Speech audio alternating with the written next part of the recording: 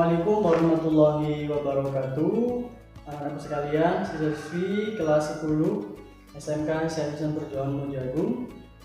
Bagaimana kabarnya pada siang hari ini? Saya harap semuanya senantiasa dalam keadaan sehat walafiat, senantiasa dalam lindungan Allah Subhanahu wa taala, senantiasa diberikan kemudahan dan kelancaran dalam menjalankan setiap aktivitas, terutama aktivitas belajar, beribadah dan lain sebagainya. Anak-anak sekalian, marilah kita awali terlebih dahulu pembahasan materi kita kali ini dengan membaca basmalah. Bismillahirrahmanirrahim. Terima kasih.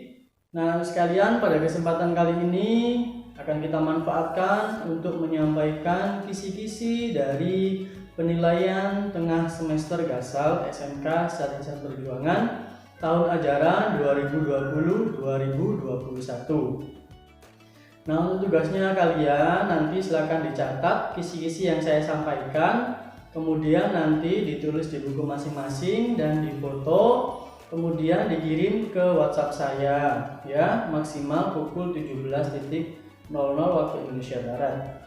Itu ya, saya ulangi lagi, tugasnya adalah mencatat kisi-kisi yang saya sampaikan pada siang hari ini, kemudian nanti dikirim ke WA saya maksimal pukul 17.00. Nah, pemberitahuan saja ini untuk PTS kita kali ini tetap kita berbasis daring dari rumah. Insya Allah nanti Bapak Ibu Guru akan menggunakan Google Formulir yang biasanya juga kalian akses ketika kalian ulangan harian. Jadi insya Allah akan mudah untuk dikerjakan. Dan ingat, itu dikerjakan dengan baik. Nanti juga ada tokennya kalian masing-masing, sehingga masing-masing anak tidak bisa masuk ke dalam soal itu lebih dari satu kali ya. Kemudian persyaratannya juga harus sudah dipenuhi dulu. Setelah itu kalian baru mendapatkan token untuk mengikuti ujian penilaian tengah semester Gasal ini ya anak ya. Kemudian nanti soalnya insya Allah hanya pilihan ganda saja, sejumlah kurang lebih 25 soal, dikerjakan dengan baik begitu ya anak ya.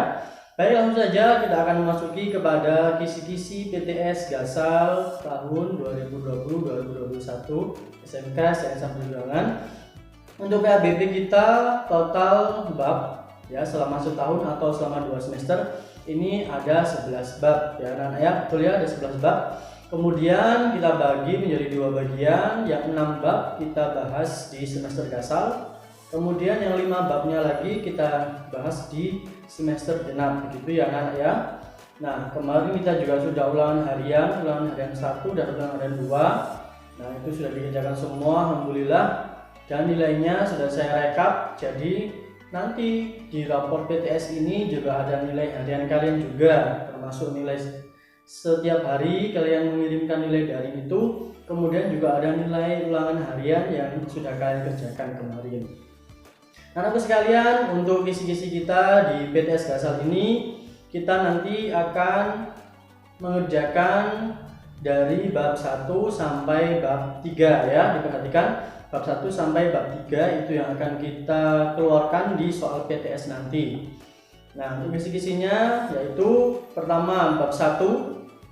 Kita ketahui bab 1 ini berkenaan dengan beriman kepada Allah Subhanahu wa taala melalui Asmaul Husna ya anak ya.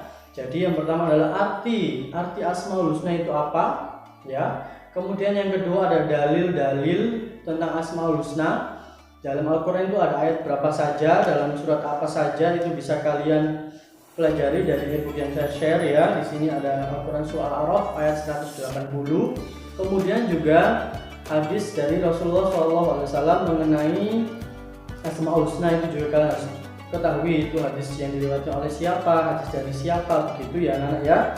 Kemudian juga dalil masing-masing Asmaul Husna, pengertiannya juga termasuk. Ini ada 7 Asmaul Husna yang kita pelajari ya.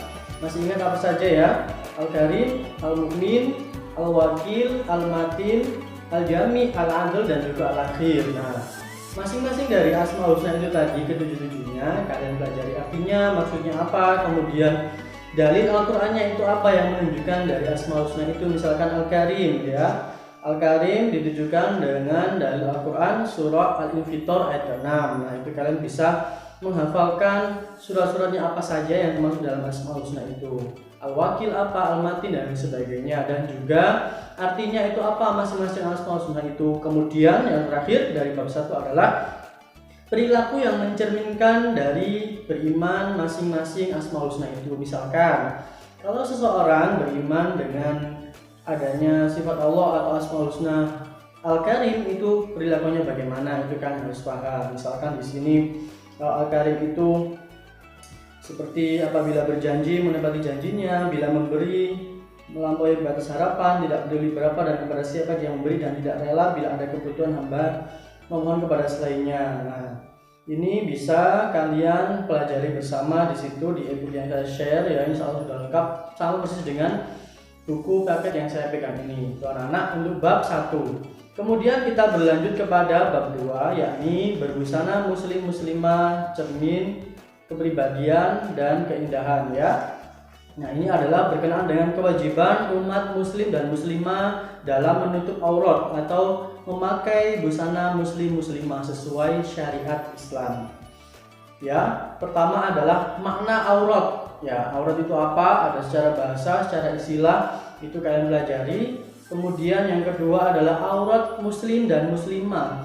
Aurat seorang muslim itu dari mana sampai mana. Misalkan kalau seorang muslim atau seorang lelaki dari pusar sampai lutut begitu. Kemudian kalau perempuan seluruh dari ujung rambut sampai ujung kaki kecuali muka dan telapak tangan. Nah, itu harus kalian pahami betul. Kemudian jilbab. Nah, makna jilbab itu apa? Di sini juga sudah diterangkan. Jilbab dalam bahasa Arab itu artinya adalah ya khimar ya. Di sini sudah dijelaskan begitu. Kemudian jilbab dalam bahasa Inggris juga sudah ada, itu kalian pelajari.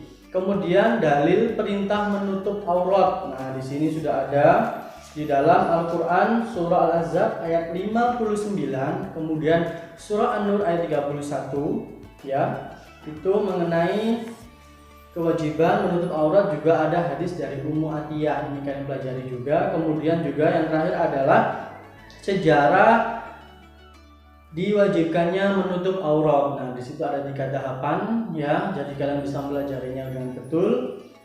Tahapan pertama yaitu kepada istri-istri Rasulullah dilarang oleh Allah untuk mengikuti perilaku dari wanita-wanita atau kaum perempuan kaum kafir Quraisy ya. Jadi tidak boleh menyamakan perilakunya dengan perilaku orang Quraisy. Orang Quraisy berjudi dan lain sebagainya. Nah, orang muslim ini dilarang untuk melakukan seperti itu. Kemudian yang kedua, tidak diperbolehkannya menemui laki-laki yang bukan mahramnya tanpa ada suaminya, itu yang kedua. Kemudian yang ketiga, barulah diwajibkanlah perintah menutup aurat ini kepada seluruh umat muslim dan muslimah. Itu adalah tahapan dari perintah diwajibkannya menutup aurat ya anak-anak ya. Jadi ada 3. Itu saja untuk bab 2, makna aurat muslim muslimah, kemudian pengertian jilbab, kemudian dalil perintah menutup aurat, ada 2 dari Al-Quran dan 1 dari hadis Ummu Atiyah. Kemudian juga sejarah diperintahkannya menutup aurat. Kita berlanjut kepada bab 3, yakni kejujuran ya, tentang kejujuran. Mempertahankan kejujuran sebagai cermin kepribadian. Nah, di sini nanti yang akan saya tuangkan dalam soal adalah pengertian jujur. Nah, jujur itu apa? Jujur dalam bahasa Arab artinya apa? Kemudian lawan katanya apa? Kemudian secara bahasa pengertiannya apa? Kemudian secara istilah jujur ini mempunyai arti apa? Itu juga kalian pelajari. Kemudian ada pembagian sifat jujur menurut Imam Al-Ghazali. Ada 3 ya, itu kalian pelajari juga. Kemudian juga dalil-dalil tentang perintah berlaku jujur. Ini dari Al-Quran, kemudian juga dari hadis. Kalau dari Al-Quran ini surah Al-Maidah ayat 8. Kemudian kalau dari hadis ini hadis dari Abdullah bin Mas'ud radhiyallahu anhu. Ini kalian pelajari ya. Perintahnya itu apa di dalam hadis itu, kemudian siapa yang meriwayatkan hadis ini dari siapa, seperti itu. Kemudian yang selanjutnya adalah bukti-bukti kejujuran Nabi ya. Ini ada jujur meskipun dalam canda, itu bisa kalian pelajari. Kemudian juga contoh bukti kejujuran Nabi Muhammad SAW.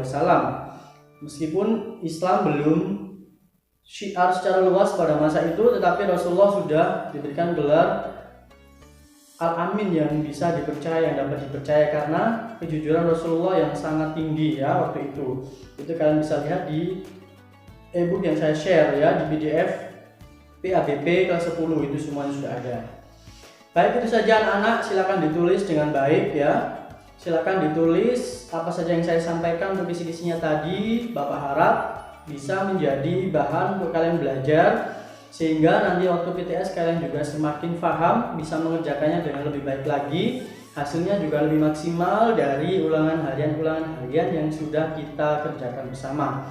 Itu saja anak-anak yang bisa Bapak sampaikan. Jangan lupa tugasnya dikirim maksimal pukul 17.00 itu anak-anak ya. Kalau masih ada yang kurang jelas, silakan bisa tanya via WhatsApp ke saya secara langsung.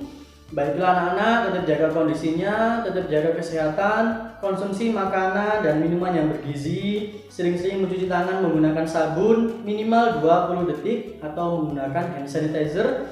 Kemudian kalau kalian flu atau batuk, atau kalau kalian mau keluar rumah dengan kepentingan yang sangat perlu, silakan kalian untuk mengenakan masker.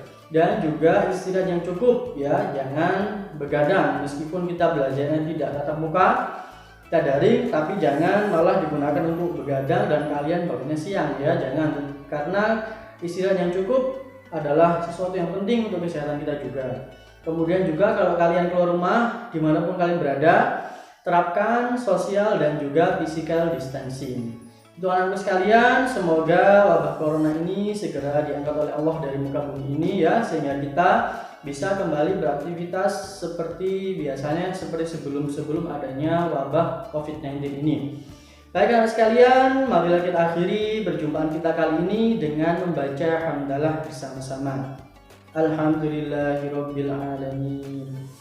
Terima kasih, kurang lebihnya mohon maaf. Semoga bermanfaat. Ihdinas siratal mustaqim. Wassalamualaikum warahmatullahi wabarakatuh.